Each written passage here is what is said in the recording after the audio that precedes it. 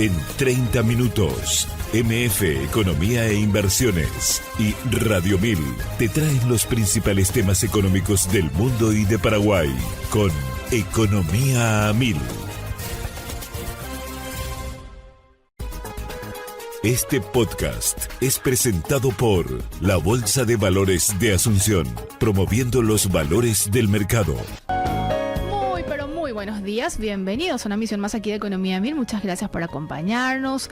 Aquí ya presta para iniciar una nueva jornada. Agradecerle, como siempre, a todos los compañeros el soporte correspondiente. Y ya le tengo aquí en piso a nuestro invitado de hoy, a quien agradecemos su presencia y lo tenemos después de unas cuantas semanas, creería yo. Pero le vamos a preguntar. Él es Fernando Gil, gerente comercial de la Bolsa de Valores de Asunción. ¿Cómo estamos, Fernando? ¿Qué tal? Bienvenido. Buenos días, Prince. Un gusto siempre participar de la mesa. Y sí, después de varias semanas, la verdad, pero estuvimos con muchos eventos, con algunas semanas bien movidas para lo que es la dinámica del mercado de capitales, así que contentos de volver. Cierto. Yo te estaba por ofrecer, ya que seas mi co-conductor hoy, creo que vamos a funcionar de esta manera hoy, Fernando. Es tu prueba, así que ya te adelanto también. Fernando, mencionabas que estuvieron muy agitados en estas semanas por eventos que realizaron desde la Bolsa de Valores, y hubo uno en particular, de hecho, que si mal no recuerdo fue la semana pasada, y corregime la fecha exacta, sobre esto de lo que se denominó Tendencias 2025. ¿Podrías comentarnos qué fue este encuentro? ¿Realmente llenó las expectativas de la bolsa y la importancia de hacer este tipo también de encuentros? Correcto, así como mencionabas, Prince, nosotros tuvimos el 27, la semana pasada, el jueves de la semana pasada, una convocatoria a los principales actores del mercado, sobre todo instituciones financieras, empresas emisoras, y todo el ecosistema del mercado de capitales, donde los convocamos para como parte de una primera edición de lo que queremos hacer como eventos periódicos que vamos a hacer desde la bolsa, destacando un poco lo que van a ser nuevas dinámicas de negociación, llevar a cabo y cubrir tópicos de interés general para el mercado, entender un poco más acerca de nuevos modelos operativos, de nuevos esquemas de transaccionalidad. Y bueno, también como fue en la edición del jueves, tocar un poco acerca de lo que son las nuevas tendencias en innovación, inteligencia artificial, tecnología y demás para los mercados financieros. Contamos con la presencia la semana pasada de Eduardo Ibrahim. Él es un especialista en tecnología y en inteligencia artificial.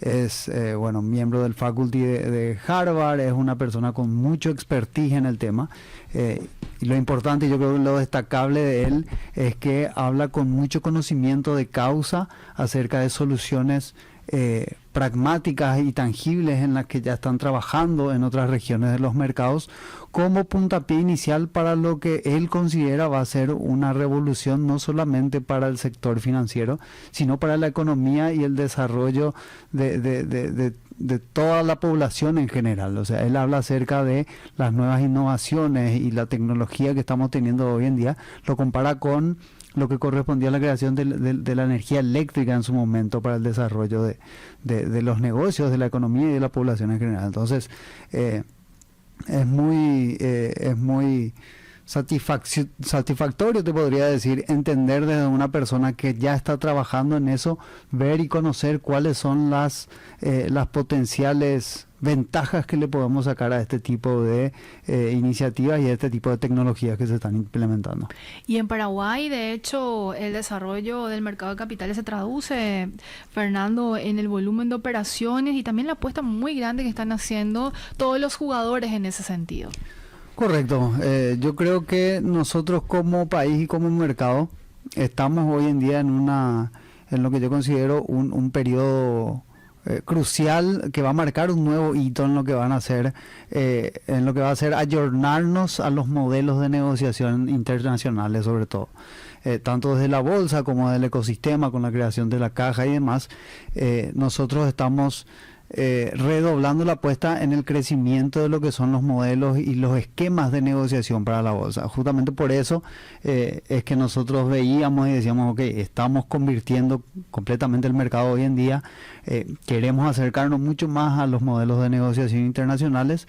Entonces, internacionalmente estos son los temas de los cuales se están hablando. Necesitamos traer un disertante que nos comente un poco qué realmente están haciendo en otras bolsas, en otras empresas, en otros ecosistemas del mundo de capitales. Y bueno, yo creo que superó ampliamente las expectativas el disertante que trajimos, porque incluso hizo una demostración en vivo de cómo se podría y una solución real de cómo él ya está trabajando, por ejemplo, con la Bolsa de Valores de Brasil, que es B3, desarrollando motores de inteligencia artificial que permiten ayudar a empresas en el asesoramiento para listarse, por ejemplo. Ah, qué interesante. Entonces, fue mucho sobre conocimiento de hechos y no algo muy teórico. Entonces yo creo que eso le aportó y eso le dejó obviamente al auditorio, al público que pudo participar, una sensación de, ok, necesitamos empezar a hablar de este tema y necesitamos ponerlo en agenda por sobre todo.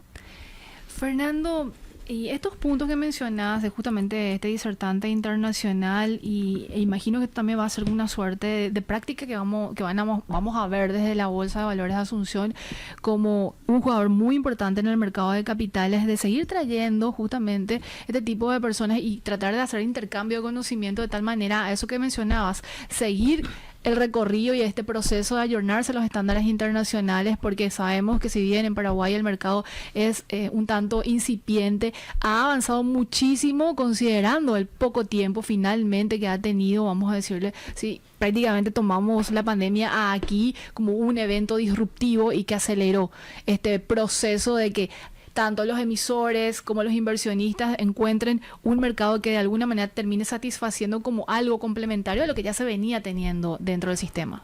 Correcto, y tomando las palabras de hecho del especialista que trajimos, y para no robarle méritos, amor, él mencionaba que estas nuevas inversiones en tecnología y los nuevos modelos de negociación que pueden devenir y los nuevos modelos de hacer negocios que pueden devenir de estas nuevas tendencias y estas nuevas herramientas que él ve, en realidad corresponden sobre todo para países que se encuentran en vías de desarrollo, de acercarse a lo que son regiones con mucho más experiencia en ciertos sectores o en ciertos modelos. Corresponden atajos en realidad a esto. Él mencionaba que anteriormente, obviamente, desarrollar la capacidad de una persona de generar cierta labor técnica le podía llevar 5 o 6 años de capacitaciones, porque vos generabas los conocimientos sobre la experiencia de lo que le podías enseñar a la persona. Hoy en día, con la implementación de este tipo de herramientas y de herramientas de inteligencia artificial o de aprendizaje y demás, uno puede acortar ampliamente el plazo y puede terminar construyendo una capacidad técnica dentro de las organizaciones en periodos mucho más cortos. Entonces, ¿en qué nos ayudaría a nosotros dentro de un país como Paraguay, que si bien tenemos un crecimiento exponencial, por ejemplo, en el mercado de capitales durante los últimos 5 años, seguimos estando muy lejos de mercados de capitales, ni siquiera compararnos con Estados Unidos, sino solamente de la región? Este tipo de iniciativas nos conforman un atajo y una ayuda para achicar muchísimo esa brecha en un tiempo mucho más acelerado. Entonces, si nosotros nos comparamos, por ejemplo, con las bolsas de Argentina, que tienen más de 130 años hoy en día, nosotros llevamos 30 y monedas de años de funcionamiento. Entonces, obviamente tenemos un bagaje de experiencia en esto mucho más corto, pero lo podemos apuntalar y potenciar mucho más con las nuevas dinámicas de las herramientas. Tras esta disertación y obviamente toda esta experiencia que terminó compartiendo e incluso prácticas, vamos a decirle, que hizo el disertante Fernando, desde la bolsa, ¿cómo están pensando? ¿Están diseñando un plan de acción para considerar también mayor incorporación de IA? ¿Se puede adelantar algo al respecto? ¿O el avance también que se tuvo de un tiempo a esta parte con la inteligencia artificial? Nosotros hoy en día estamos embarcados en realidad en un proyecto de innovación tecnológica que es abarcativa a todo lo que queremos hacer como la bolsa. Nosotros somos muy conscientes de que lo que hicimos a partir del sistema electrónico de negociación en el año 2010 permitió que obviamente tengamos el crecimiento que tuvimos hasta hoy en día, pero justamente para poder crecer durante los próximos años y décadas es que estamos haciendo ahora justamente las inversiones necesarias que nos permitan llevar al esquema de negociación local al próximo nivel. Esto obviamente es un pasaje, un proyecto que inicia hoy, pero obviamente tiene un periodo de caducidad prácticamente interminable. Nosotros queremos empezar a generar esa necesidad de desarrollo de nuevas condiciones de negociación y que sea una parte intrínseca de lo que va a ser el desarrollo de la bolsa a partir de ahora. Entonces va a ser un proceso obviamente de nunca acabar, estar ayornando constantemente al mercado y traer constantemente estas iniciativas o estas nuevas tecnologías o estas nuevas maneras de ver las cosas al mercado local. Parte de ello, como decíamos, el nuevo sistema electrónico de negociación, en el cual ya estamos trabajando para tenerlo disponible a partir del año que viene. Parte de eso también fue la renovación de nuestra web como un canal y una plataforma de información que utiliza el público en general, desde casas de bolsa, desde medios de prensa, desde inversionistas, incluso calificadoras de riesgo también. Entonces hoy todo el ecosistema de mercado acude a esa fuente de información también. Por eso también la necesidad de ir renovando eso, pero yo creo que no vamos a quedar ahí. Nosotros tenemos todavía un plan muy importante referente a lo que es la generación de datos informativos, datos técnicos de las negociaciones, que van a venir obviamente también acompañadas de la incorporación de nueva dinámica de negociación con mayor concurrencia, con mayor cantidad de gente poniendo posturas de compra o de venta dentro de la plataforma. Entonces todo eso va a hacer y va a generar obviamente que la cantidad de datos disponibles sea mucho más grande y crezca exponencialmente a partir de esta nueva dinámica. Y bueno, también estamos trabajando obviamente para generar información relevante para ese momento.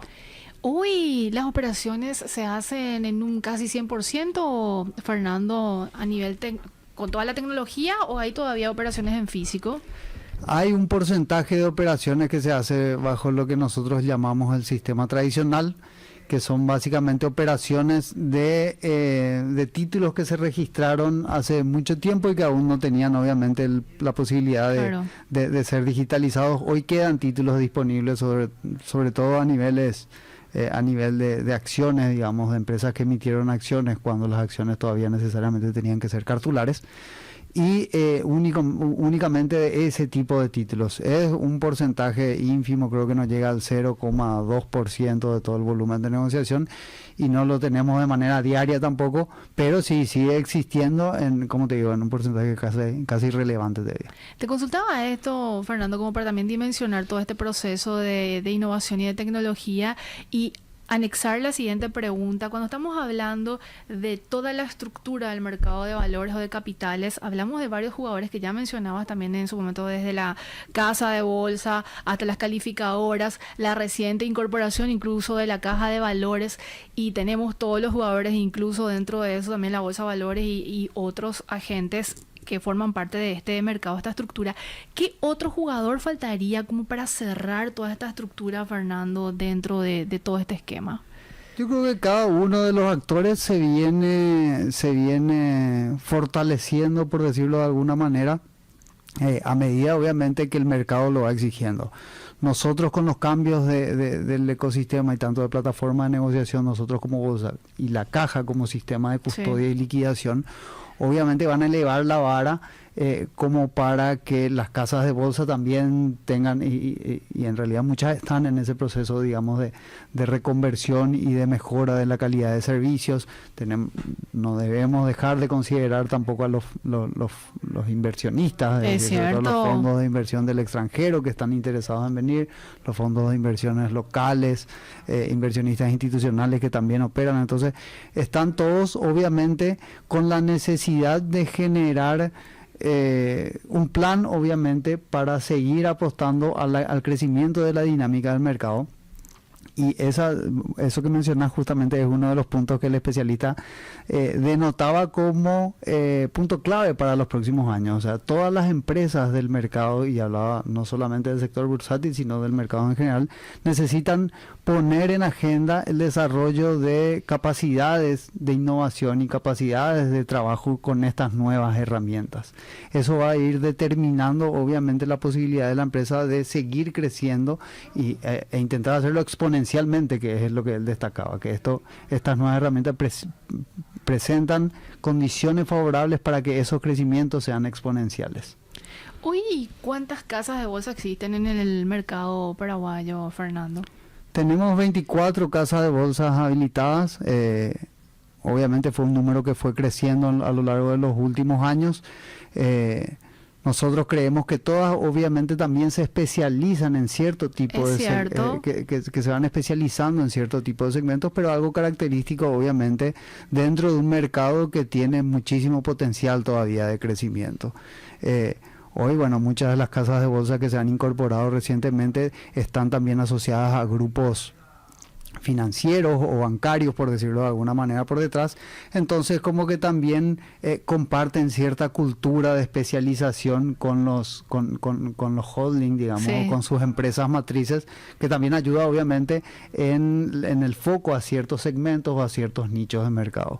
Pero bueno, es una característica normal dentro de un mercado que está, como te digo, en crecimientos de doble dígito, por lo menos en promedio de los últimos 5 a 7 años, ¿verdad? Y las normativas que se suscitan y bueno, salen desde el Banco Central del Paraguay con la creación de la Superintendencia también de Valores, ¿cómo ha ayudado esto, Fernando? Y también ha crecido esta inscripción de los famosos operadores de bolsa. ¿Cómo lo están viendo también desde la BBA? Nosotros, como siempre mencionamos, destacamos que necesitamos fortalecer todo el ecosistema. Y me habrás escuchado más de una vez decir eso, el fortalecimiento del regulador también es una característica que nosotros tenemos que pensarlo más como mercado que como actor en particular.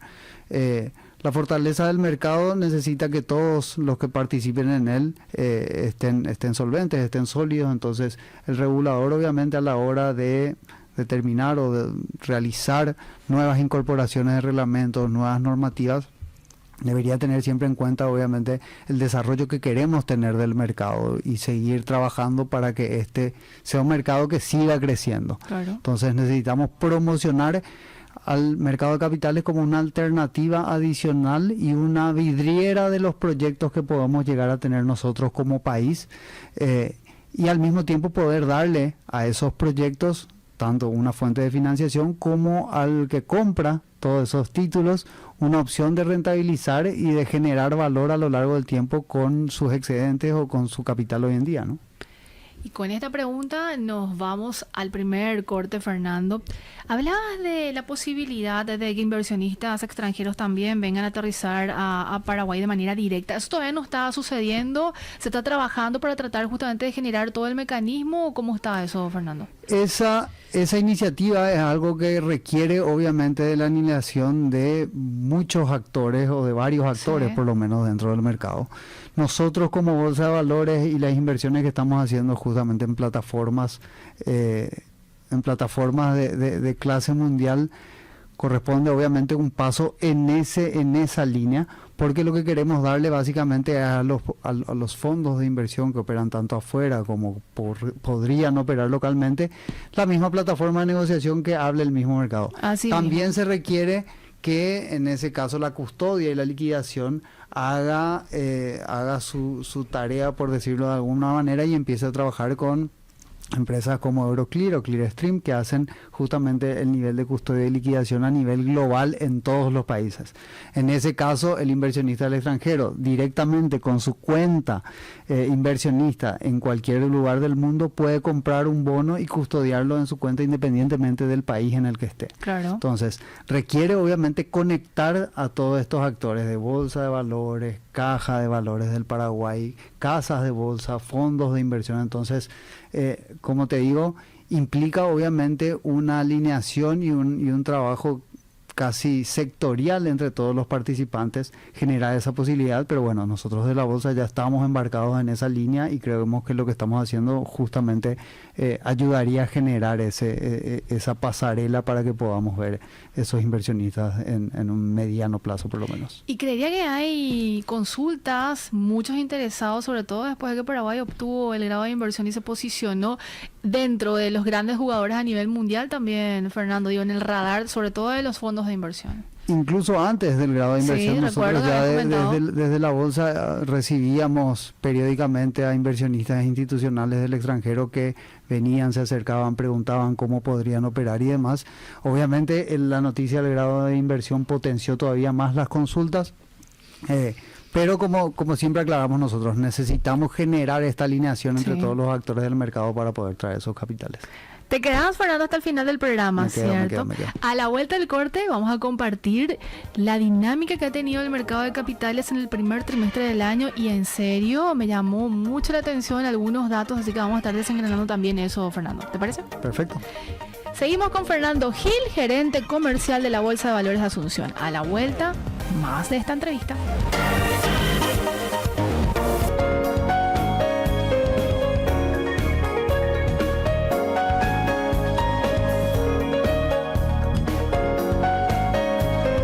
Seguís escuchando Economía 1000 y en este pequeño espacio vamos a compartir las principales noticias económicas, haciendo un pimponeo rápidamente para después continuar con Fernando Gil de la Bolsa de Valores de Asunción. Bloomberg en línea habla de que China tomó represalias contra los nuevos aranceles estadounidenses con una serie de medidas, incluidos gravámenes a todas las importaciones estadounidenses y controles de exportación de tierras raras, cumpliendo su promesa de contraatacar después de que el presidente Donald Trump impusiera aranceles y escalara una guerra comercial. Pekín impondrá un arancel del 34% a todas las importaciones procedentes de Estados Unidos a partir del 10 de abril, igualando el nivel de los llamados aranceles recíprocos de Trump a la segunda economía más grande del mundo. Las autoridades chinas también anunciaron que restringirán de inmediato las exportaciones de 7 tipos de tierras raras, iniciarán una investigación antidumping sobre los tubos de rayos X y que son procedentes de Estados Unidos e India y suspenderán las importaciones de productos avícolas de 2 empresas estadounidenses. Además, añadirán a 11 empresas estadounidenses de defensa a una lista de entidades no fiables e impondrán controles de exportación a 16 empresas estadounidenses. Más información en el contexto de la política arancelaria del presidente de los Estados Unidos. El oro se alejó aún más de su último máximo histórico, de acuerdo con Bloomberg en línea, arrastrando por el estado de ánimo pesimista que afectó a los mercados mundiales a raíz de la agenda arancelaria más agresiva de lo esperado del presidente estadounidense. El metal precioso subió inicialmente a un nuevo máximo histórico de $3.167,84 la onza el jueves, tras los anuncios de aranceles recíprocos de Trump, que imponían gravámenes básicos a la importación del 10% a todas las naciones, que podían llegar hasta el 49%. Aún así, el oro cerró a la baja en la sesión anterior y hoy cayó hasta un 0,9% al hacerse evidente la magnitud de los aranceles y su posible impacto negativo en la economía mundial, da cuenta también Bloomberg en línea. Continuamos con Fernando Gil, gerente comercial de la Bolsa de Valores de Asunción. Fernando, te dejé ahí como ya adelanto de lo que vamos a hablar en este bloque y para eso le pido a los compañeros del soporte correspondiente la placa número 1, que me gustaría que la gente también nos pueda acompañar por el canal de YouTube. Y ahí vemos esto básicamente, Fernando, que podamos de alguna manera hacer una recapitulación y yo hacía grandes rasgos, sin entrar todavía en los números, un aumento y un crecimiento sostenido que se ha venido teniendo en el mercado de capitales aquí en Paraguay.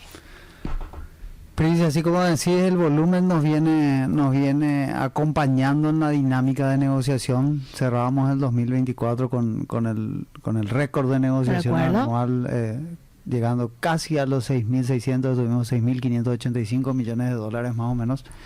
Y bueno, al cierre del mes de marzo, vemos que nuevamente superamos la dinámica de negociación comparado primero contra el mes de febrero, que había sido unos 4.400.000 millones de negociación. Bueno, cerramos marzo con 4.601.000 millones aproximadamente, que si lo comparamos contra marzo del 2024, año récord, siempre tengamos en cuenta, la vara altísima. Estamos hablando de un 32% por encima de ese volumen de negociación. Entonces, los últimos 3 meses, y los primeros 3 meses, mejor dicho, de este año, nos vienen dejando con volúmenes de negociación entre el 25 y el 30% referente a los mismos periodos, pero del año pasado. Nos deja muy expectantes acerca de cómo se va a desarrollar el resto del año de la dinámica de negociación. teniendo en cuenta que también estamos incorporando nuevos participantes, también estamos teniendo un crecimiento en la cantidad de inversionistas o de comitentes. Entonces, como siempre nosotros decimos, lo que ofrecemos es una plataforma para que la gente pueda hacer negocio. Si incorporamos más gente que pone a disposición títulos y más gente que quiere comprar estos títulos, nos ayuda básicamente a intuir que probablemente tengamos una mayor dinámica a lo largo de los próximos meses. Pero bueno, sabemos y somos conscientes también que hacer negocios requiere de una apuesta por la previsibilidad acerca de cómo se van a desarrollar las condiciones de mercado. Entonces siempre estamos sujetos obviamente a tener un buen escenario y un escenario propicio para que las empresas puedan tomar decisiones y los inversionistas también. A modo de alguna manera aterrizar estos números también, Fernando, y la gente pueda acompañar esto que estás mencionando de los componentes que hacen justamente el mercado de capitales. Cuando estamos hablando de tipos de instrumentos, ¿cuáles son los que están actualmente en vigencia? Y bueno, también ya con visos a que puedan incorporarse nuevos instrumentos, se está manejando también eso, considerando la necesidad que existe en el mercado de determinados tipos también de instrumentos, Fernando. Nuestro mercado sigue siendo muy conservador en los instrumentos que negocia. De hecho, el 97% de lo que negociamos son instrumentos de renta fija, es decir, son bonos, son títulos de deuda, y principalmente también operados obviamente por mesas de dinero de instituciones financieras, por inversionistas institucionales, porque ayudan a tener una visión muy clara acerca de cuál va a ser el rendimiento que realmente tenga el título. Entonces, estas figuras que consolidan volúmenes de fondo muy importantes siguen encontrando obviamente en los bonos una posibilidad de rentabilizar y de generar un rendimiento o un cálculo del rendimiento a futuro muy clara, porque ya tienen básicamente predefinido cuánto es lo que van a cobrar por cada título que compran en el mercado primario, secundario, eventualmente en las negociaciones con las contrapartes del mercado, ¿verdad? Creemos y estamos casi convencidos de que durante los próximos años vamos a necesitar como mercado abrir mucho más la expectativa y el trabajo hacia los instrumentos de renta variable, que son las acciones o pueden ser los fondos de inversión también. Vemos que hay mucho interés, sobre todo en el inversionista que se incorpora hoy en día al mercado, en comprar títulos o acciones de empresas sobre las cuales tienen muy buenas referencias, y tenemos y reconocemos muchas veces empresas que tienen años trabajando en el mercado, que tienen una reputación construida de décadas a lo largo de su historia de desarrollo económico, que si uno sondea o uno le consulta a una persona, conoces la empresa N, y te gustaría tener un porcentaje de esa empresa, y todos te dicen que sí, que por supuesto, que me encantaría, porque conoce su trabajo, porque tiene construida una reputación, porque tiene obviamente un producto conocido y un producto sostenible en su ofrecimiento comercial a lo largo del tiempo, o tiene un servicio destacado. Y ciertamente una garantía, porque puede ver el balance de esa empresa también expuesto, vamos a decir, en el portal de la BBVA, ¿verdad? Exactamente. Si yo le dijera que esta empresa a la cual esta persona o este inversionista ya conoce su producto, conoce su servicio, sabe cómo viene trabajando a lo largo de los años, si le diera la posibilidad obviamente de, comprarías un porcentaje de esta empresa desde el monto que sea, muchas personas dirían que sí, y aparte le sumamos el hecho que vos comentás, tendría toda la información relevante, la información de estados financieros trimestralmente, la información de los hechos relevantes de la empresa, la información acerca de cambios en el directorio, cambios contractuales que pueda sufrir. Entonces, obviamente le dejaría a la persona y al inversionista una posibilidad que mucha gente tomaría.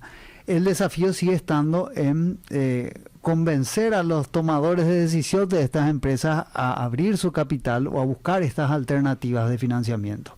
Entonces nosotros hacemos un esfuerzo siempre intensivo, sobre todo del lado de los emisores o de las empresas potencialmente emisoras, en tratar de que incorporen dentro de del establecimiento de sus objetivos financieros al mercado de capitales como una alternativa adicional, que no sea solamente la emisión de una transacción bancaria o algo muy tradicional, sino que incorporen también herramientas como podrían ser emisiones de bonos o apertura de capital e incorporar accionistas. Este instrumento de fondo de inversión también está teniendo como un crecimiento muy importante, Fernando, de un tiempo a esta parte, porque de alguna manera los cortes son también un poco más asequibles, por decirlo, o accesibles para la gente, porque depende mucho de la casa de bolsa para tener un corte mínimo, pero es como que de alguna manera atendiendo justamente que la cultura de nosotros los paraguayos es ciertamente conservadora. Entonces, finalmente este tipo de instrumentos como el de fondo de inversión te abre como una posibilidad de un primer paso antes quizás de dar o seguir, vamos a decir, apostando en el tema de los bonos o tratando de diversificar hacia otro tipo de instrumentos como el de fondo de inversión. Claro, ahí tenemos que destacar siempre la diferencia que tenemos en el mercado entre los fondos mutuos y los fondos de inversión. Los fondos mutuos, como mencionamos siempre, son los fondos abiertos, es decir, yo puedo con un capital mínimo o muy bajo, creo que hay fondos mutuos de 300.000 guaraníes, si no me equivoco, incluso menos, capaz en las últimas semanas, porque la dinámica comercial obviamente está muy en el día a día. Entonces de 300.000 guaraníes yo podría invertir en un fondo mutuo y eso podría rescatarlo cuando yo desee, sujeto obviamente a las condiciones que me establezcan el reglamento del fondo mutuo. Por otro lado tenemos los fondos de inversión, que sí vemos un crecimiento muy importante en la cantidad de fondos inscritos, por lo menos en los últimos 3 años. Mucho de eso en sectores incluso de economía real, como son los fondos de inversiones inmobiliarios o en loteamiento o en el sector ganadero. Entonces, lo que permite, donde yo veo que se creó un muy buen uso o un muy buen vehículo financiero, es en la posibilidad justamente de darle a las personas que tome un porcentaje del riesgo del desarrollo de un sector específico en el que desee participar. Entonces, trayéndolo al idioma coloquial, sí. ¿Qué significa esto? Que la gente básicamente puede comprar un pedacito de una inversión, ya sea o en un sector inmobiliario o en un sector ganadero o en el que sea, a través de la generación justamente de estos fondos de inversión. Si yo quisiera ser un inversionista en el desarrollo inmobiliario del país, yo tengo que ponerme a pensar de que o tengo que comprar un terreno entero, o tengo que comprar una casa entera, o un departamento entero, o hacer todo un loteamiento. Entonces, obviamente, el monto requerido para que yo pueda hacer esa inversión es altísimo.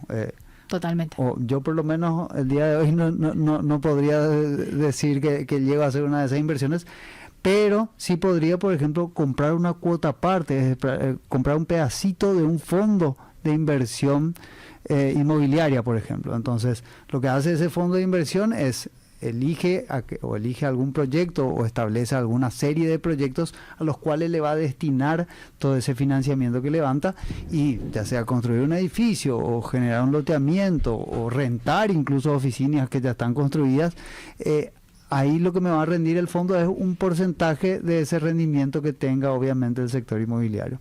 Entonces, obviamente, por decirlo de alguna manera, democratiza el acceso a esa inversión en el sector específico para lo cual se desarrolla. Por eso mi introducción justamente, porque hablaba y muy muy bien la aclaración sobre el fondo mutuo, Fernando, porque es como que va también segmentado para determinados tipos de inversionistas, en el sentido del que quiere empezar y el que ya está con cierto dinero guardado, algún ahorro que quiere de hecho ir dinamizando. Así que estos datos también que estás compartiendo con nosotros nos muestra que el desarrollo está para adelante y bueno, va en crecimiento en ese sentido. Te quiero preguntar sobre el mercado primario y secundario también, Fernando. ¿Cómo lo están viendo desde la bolsa? ¿Hay una dinámica? ¿Hay como una división? ¿Se está viendo como una expansión más hacia el mercado secundario? Incluso está agarrando cierto protagonismo nuevamente el primario. ¿Cómo lo están viendo? Nosotros vimos, y de hecho enero sobre todo nos sorprendió, que enero suele ser un mes bastante quieto, por decirlo de alguna manera, por decirlo entre comillas, en lo que es sector primario. Generalmente las empresas no hacen nuevas emisiones en el sector. En enero, por lo general, están todos de vacaciones. ¿Sí? También. ¿Vos también? No, vos no saliste de vacaciones. Todavía no salí. pero ya me va a tocar. Está bien. No, pero el mes de enero de hecho nos sorprendió porque tuvimos emisiones de más de 6 nuevas empresas dentro de la bolsa de valores, lo cual nos venía demostrando, ok, todas esas empresas que se fueron registrando a lo largo de los últimos meses van decidiendo y van realizando emisiones, obviamente a medida que llegan momentos de concretar todos sus proyectos de desarrollo. Entonces, vemos que la dinámica, sobre todo este año, viene acompañada entre una mezcla de emisores que ya estaban registrados y todavía no estaban sacando ninguna serie o ninguna colocación de bonos o de títulos, Sí. Fueron estableciéndose en los primeros meses.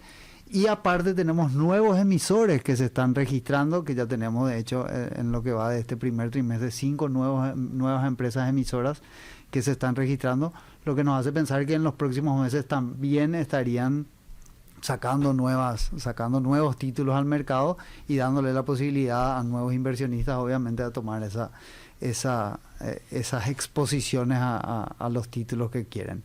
Aparte de eso, siempre tenemos la incorporación obviamente de emisores del sector financiero, es decir, bancos o entidades financieras que también realizaron de hecho este año sus primeras colocaciones, algunas de ellas, pero que van encontrando obviamente una dinámica y una alternativa para seguir captando fondos para su giro de negocio, obviamente en lo que es la intermediación como tal. Vemos y estamos viendo que este primer trimestre por lo menos nos dejó con un volumen creciente de lo que es mercado primario. En la dinámica de negociación obviamente seguimos teniendo una relación entre 90-10 lo que es volumen de negociación del mercado primario contra el secundario, pero bueno, vemos también que en los próximos meses vamos a tener nuevas emisiones tanto del sector público como del sector privado que se van a llevar a cabo en la negociación. Entonces creemos que vamos a tener y esperamos sobre todo seguir teniendo un mercado primario muy dinámico. De este conjunto de nuevos emisores, ¿hay la incorporación de nuevos sectores económicos o es como que está dentro del conjunto de lo que se viene teniendo luego, Fernando? Estamos teniendo incorporaciones de sectores que no nos tenían muy acostumbrados, por así decirlo. ¿Cómo cuáles, por ejemplo, Fernando? Sector del agro, yo estoy seguro que el sector del agro todavía tiene una cantidad de empresas y una cantidad de posibles emisores que no se están incorporando, que yo creo que podrían tranquilamente incorporarse porque son empresas que tienen muchos años de negociación, que tienen una característica y un desarrollo reputacional a lo largo del tiempo que obviamente haría que sean títulos con apetito de riesgo, como se menciona, es decir, que se quieran comprar.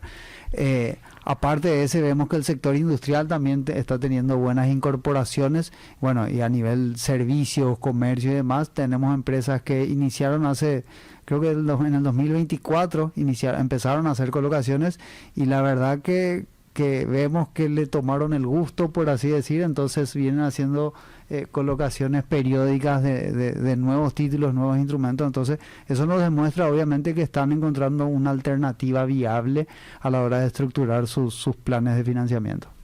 Tenemos que hacer otra pausa, Fernando, y te dejo también esta pregunta pendiente para abordarla después del corte. Si estamos haciendo una discriminación por denominación de moneda también, me gustaría saber cómo están viendo la dinámica del primer trimestre de este año 2025. Y bueno, después ya tirarte esta pregunta que vos me decís siempre, es muy complicado tener ya el panorama para lo que va a ser el cierre del año, pero para que vayas manejando, nomás esa va a ser mi pregunta. ¿Cuánto estiman cerrar para el año 2025? Fue récord el año pasado, vos mismo dijiste casi 6.600 millones de dólares versus 5.000 y algo del anterior, ¿cierto? Correcto. Así que yo imagino que las expectativas también son muy altas, Fernando. Te dejo con eso. Déjame con eso. Seguimos con Fernando Gil, gerente comercial de la Bolsa de Valores Asunción. Vamos a la pausa y enseguida regresamos. Lo 4. Me sigue acompañando Fernando Gil, él es gerente comercial de la Bolsa de Valores de Asunción, hablándonos sobre la evolución y pendiente, perspectivas del mercado de capitales, Fernando.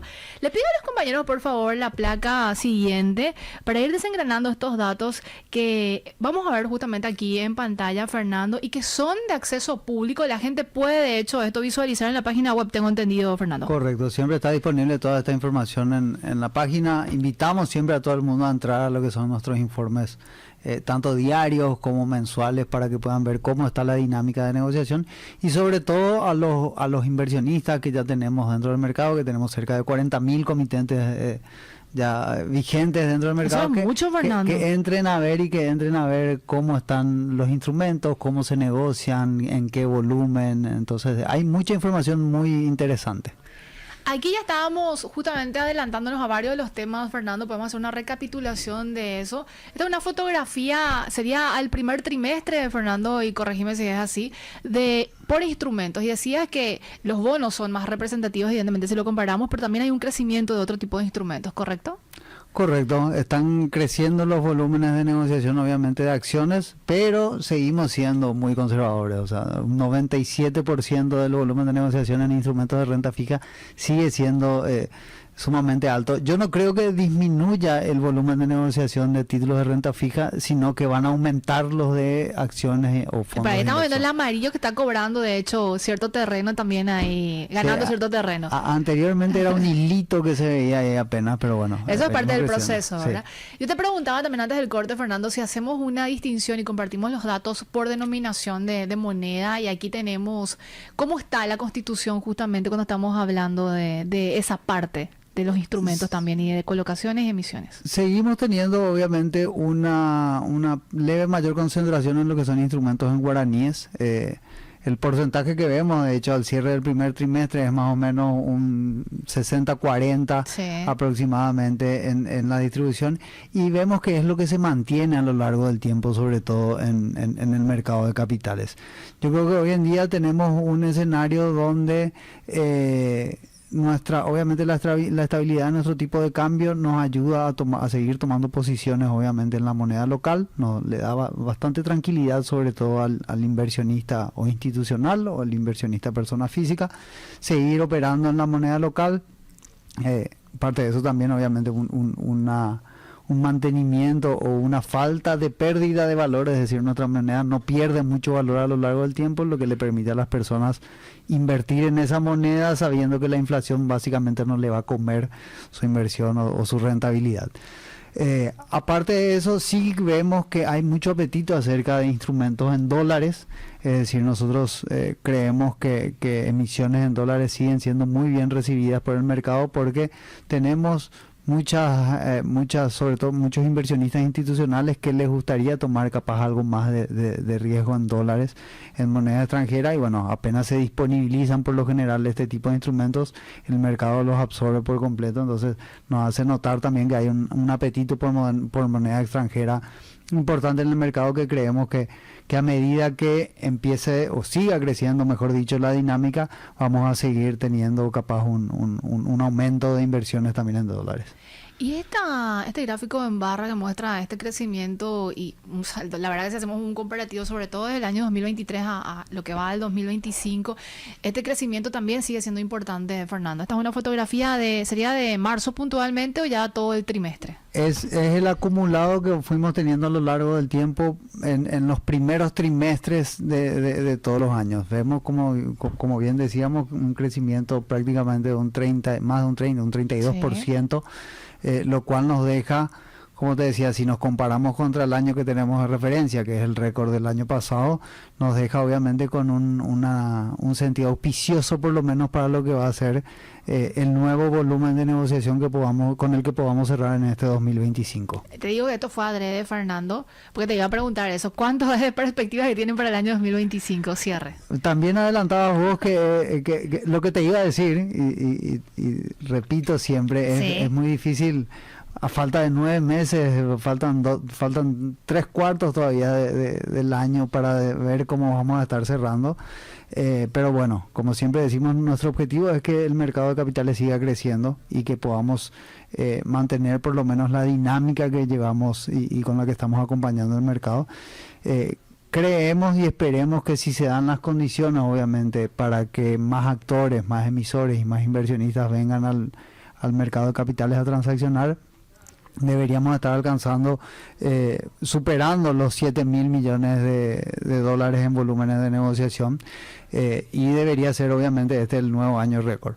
Siempre con el caveado, con la advertencia, sí, que dependemos obviamente de que los demás actores, emisores e inversionistas, sigan encontrando previsibilidad para la toma de sus decisiones y bueno, que sigan viniendo a la bolsa de valores para poder concretar todas esas negociaciones. Fernando, esta es una pregunta también que la gente generalmente se hace con respecto a la tasa. ¿Cómo se fija finalmente la tasa? Eso depende mucho de las casas de bolsa. Obviamente, al entrar en competencia uno tiene que ir sondeando. ¿Este tipo de información se encuentra también disponible en la bolsa de valores o hay que visitarlo casa por casa? ¿Cómo se hace también ese recorrido? A modo de ir instruyendo también, ¿verdad? En este sentido. Claro, nosotros mostramos y de hecho se pueden ver en la página web de la bolsa, hay una tasa promedio ponderada para guaraníes y dólares, pero eso obviamente incorpora todo el universo de títulos, claro, disponibles. Tenemos que ser conscientes que ahí tenemos títulos del sector público, del sector privado, de entidades financieras, de entidades del agro. Entonces es muy diverso obviamente el universo de títulos que tenemos disponible hoy en día, pero pueden ir viendo también y hacer comparaciones con sectores un poco más detallados cuando se van a los volúmenes de negociación diarios, por ejemplo. Entonces, la tasa en un mercado de capitales está determinado obviamente por la oferta y la demanda, básicamente. Las empresas emisoras, por así decir, siempre lo tienen los instrumentos obviamente de gobierno, que son los bonos del Tesoro Público. A partir de ahí se fijan las demás tasas o se van aplicando lo que se suelen llamar las primas, digamos, de cada uno de los actores o sectores que tenemos de títulos disponibles. Pero lo importante de todo es que todas las casas de bolsa tienen también asesores y acompañan justamente este proceso de ir incorporando el conocimiento y para aquella gente que también quiere incursionar en este tipo de instrumentos o en el mercado de capitales en general. Correcto, siempre recomendamos que aparte de entrar a nuestra web y sí, obtener toda la información posible del mercado, se acerquen también a las casas de bolsa para recibir ese asesoramiento. Reflexiones finales, Fernando, y también recordar dónde la gente puede encontrar más información de todo lo que estamos conversando ahora y hoy. Más información en www.bolsadevalores.com.pi. También invitamos siempre a que nos sigan en las redes sociales. Vamos a ir sacando obviamente información adicional acerca tanto de lo que es la dinámica de negociación todos los meses, como acerca de eventos y posibles contenidos que podamos tener, cápsulas también de interés de información pública. Y bueno, vamos a ir replicando también algunas frases que nos dejó el evento de la semana pasada, que nosotros creemos que todavía hay muchísimo para contarle a la gente. Y bueno, también incorporar, como siempre decimos, estas necesidades de empezar a mirar las tecnologías disruptivas que estamos teniendo, la innovación, la inteligencia artificial, como un objetivo dentro del mercado, tanto para las empresas como para los inversionistas.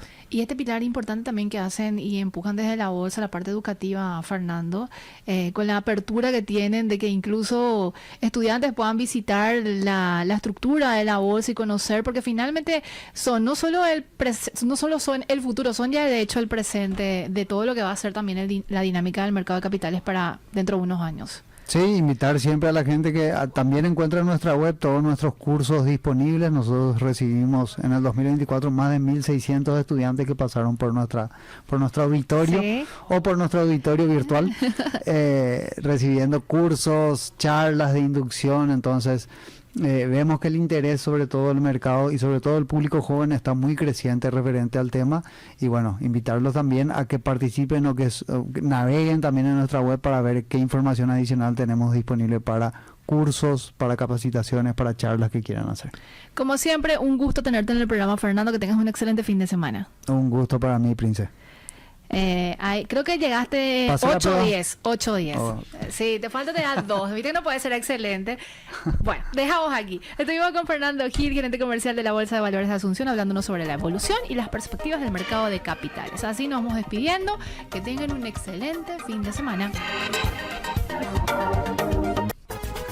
Este podcast es presentado por la Bolsa de Valores de Asunción, promoviendo los valores del mercado.